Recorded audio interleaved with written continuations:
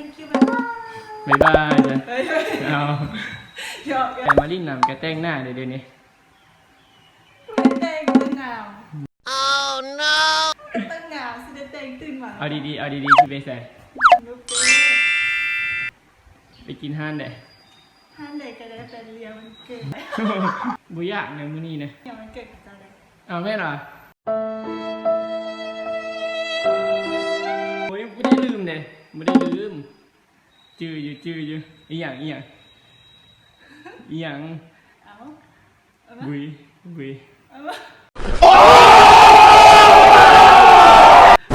เอาแม่นะไปกับมูพี่อยากจะแต่งงานเลยมูจะไปแต่งงานเลยมีสมบัติไปห้างไหนบ่บอกเป็นอย่างที่บอก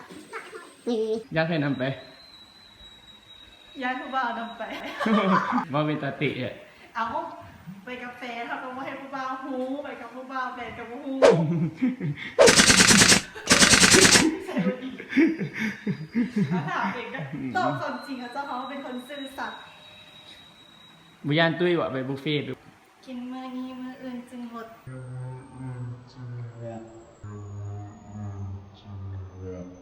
ในใจ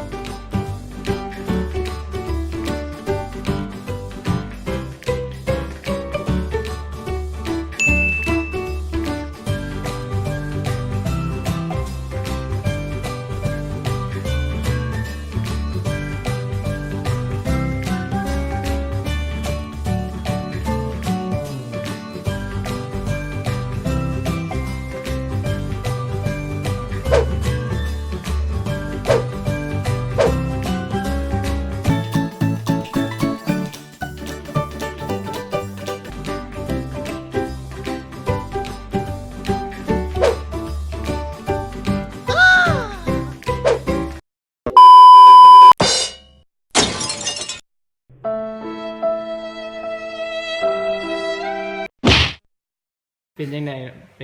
หลังจากไปกินบุฟเฟ่มาโคตรอิ่มเลยกินตั้งแต่ตอน6 โมงครึ่ง50 โมงที่จริงก็จะกินเวลาที่คิดว่าจะกินได้เดียวเลยเพราะมาส่วนมูไปแล้วมูนำไปอีก2 คนแล้วก็น้ากินในตอน6 โมงครึ่งแล้วมูไป2 คนแล้วคนนึงก็เห็นกันโดนคนนึงก็โดนเห็นกันเธอนึงเรื่องมาหวยกันหลายหน่อยนึงเลยนะกินเพลินเอาไปเอามากินแซ่บกินเพลินแล้วแบบจะกินซ้าหรือกินไหลกับมูเลยแต่ตอน6 โมงครึ่ง50 โมงเหลือมึงจานแล้วกันนี่ถึงเจ้าของงานอยู่นะคันสู้แล้วมีคนกินแบบนั้น